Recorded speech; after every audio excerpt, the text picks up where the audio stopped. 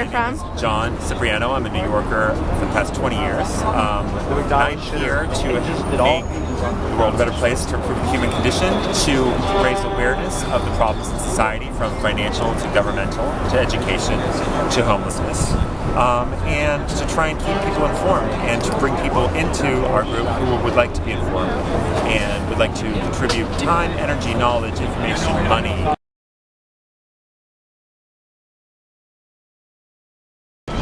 As long as it lasts, as long as I need to.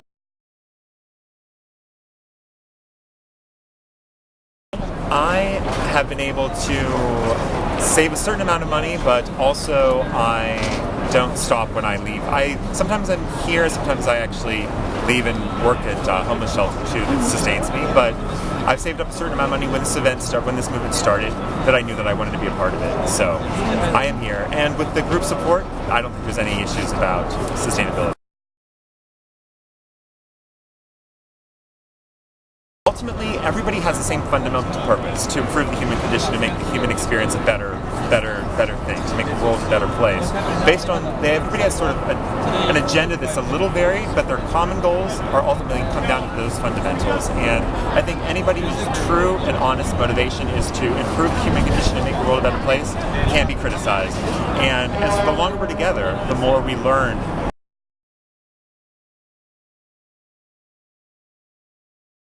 My name's Samuel McBee. I'm from Syracuse, New York. I'm a general contractor, and I'm a protester against the war.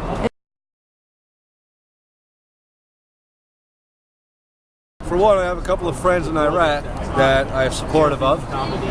Number two, I'm supportive of the families that lose their loved ones during war all the time, every day. I'm against it because while we're paying this tax money, $3 billion a week towards war, now at the same time they uplift and raise the price for education. Because our tax money is going to war instead of education and medical like they should be, and that makes it so expensive, $30,000 to $50,000 a year for college tuition. We're not guaranteed a job after that. The only thing you're guaranteed is to be a 10-year credit, bad credit. Now, it's a good point for a girl on her way to college. Very good point. Another good point is we need factories for the lower class that get discriminated because they have not a good enough resume, because they have a misdemeanor or a felony on their charge, behind them. Okay. Now they say discrimination is against law, but really, if you think about it, you know it's really not. They don't do anything to prosecute anybody about discrimination. That's why I know that. So if they would take the $3 billion a week we spend on war and put it back into our country where it belongs, I think it would be a better country. Well, I'm going to stay here until spring and I'm going back to work. How are you? Right now I just, I get little jobs here and there, construction jobs. I don't have enough, work right now at this time of year because of the holiday season. Yeah. My name is Karen Hoffman. I'm from the East Village here in Manhattan, and I'm here because a lady who's a genius who thought of this whole idea of taking donated yarn and contributing and making it into scarves and hats and mittens was her idea. I saw her sitting here and I asked her if I could join her. And it was kind of our way of saying that the older generation supports this.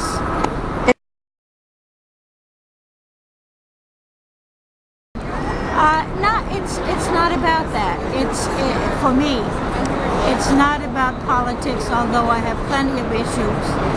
It's about changing the paradigm, and I think it has already changed. That people come here and brought me all this wool because they want to know how they can contribute. That didn't happen 2 months ago. Nobody was asking that. So to me, it means that whatever problems we have, this younger generation will fix it. I think we're in good hands.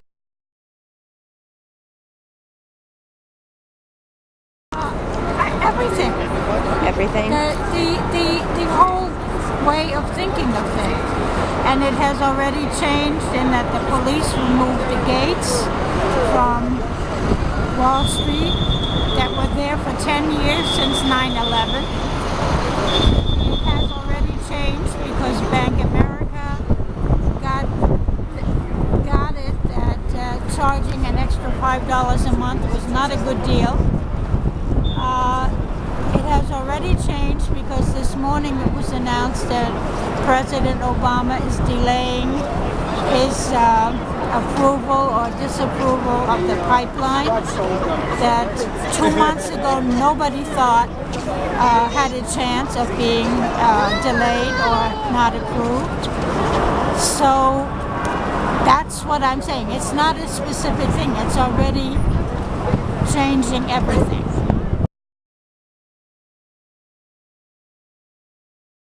She says she'll be the last one leaving, so I'll be right in front of her. Mindset has changed, and nobody knows where it's going to go. But I don't think you can put the genie back in the bottle. So we're on the way. Buck.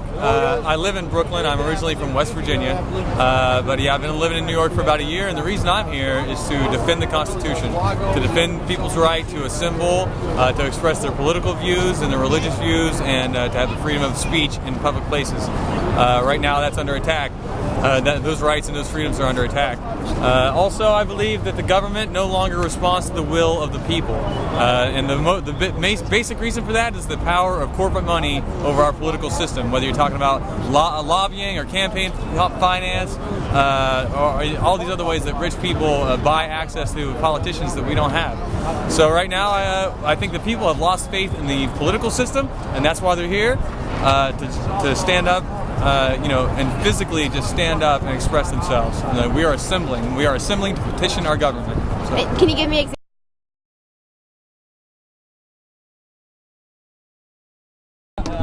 Besides the obvious fact that the NYPD just drags you, pushes you around wherever they want you to go, or if you're filming them doing something they shouldn't do, they will grab you, they might smash your camera. Has that happened to you? I've been grabbed and removed from public places I've had the right to be because I was filming them in the way they were dealing with someone who was tied up. So yeah, I have seen them trying to suppress free speech here, absolutely. When you try to videotape, they gather around and they block your view. So I mean, it goes. That's just on the ground. That's the first part of that's where we really interact with the First Amendment issue out here. And also, right now, this is private property. Zuccotti Park is private property. We have the right to assemble in public, in the public square. That's what the Constitution grants us the right to petition the government from the public square.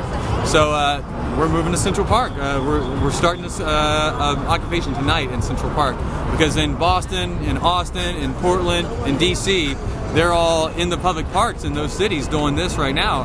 And why is New York any different? I mean, so this is a good place to start, but there are first hundreds, then there are thousands, then there are tens of thousands, and soon there's going to be 100,000 people in New York City looking for somewhere to stand, to assemble, and to petition their government. You can't do it from Zuccotti Park, and you shouldn't do it from the public space, the property we already own.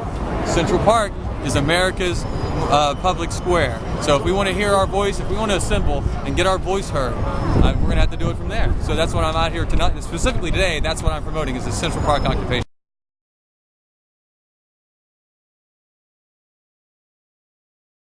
You couldn't agree with everyone out here because there are conflicting views being represented. So you'd be crazy if you said you agreed with everybody.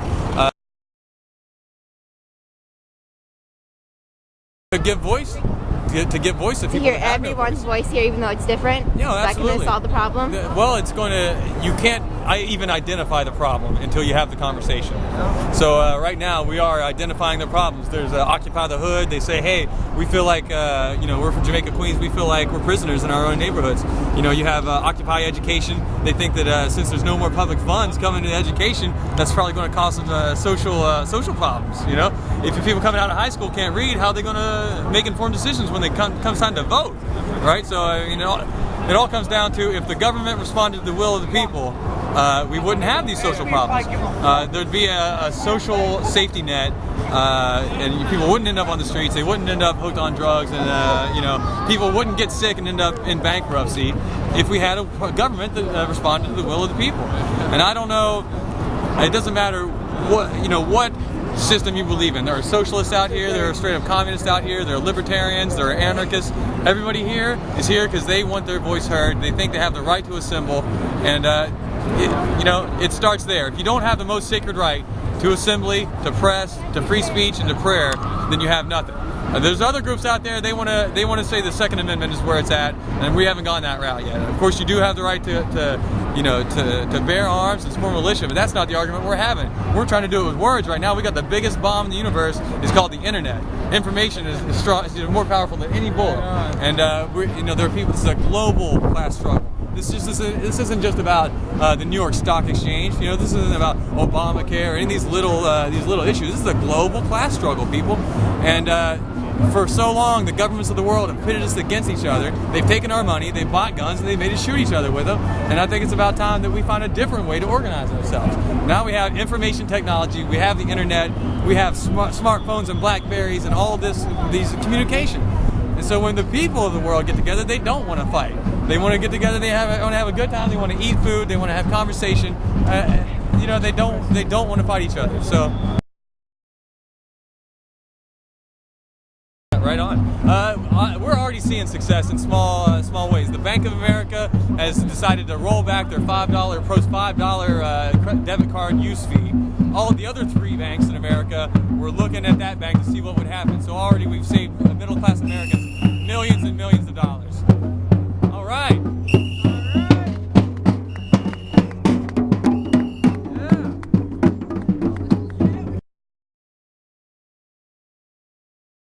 Vishnu, and I'm from Philadelphia, and I feed a lot of homeless people, and I'm encouraging people to become more closer to God, and then all the problems will be solved, and they'll be happy.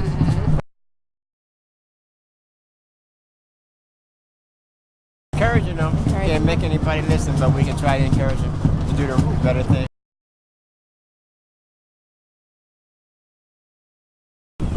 Well, if they go home and just think about it and read God's word, then I'll be happy about that. Sounds good.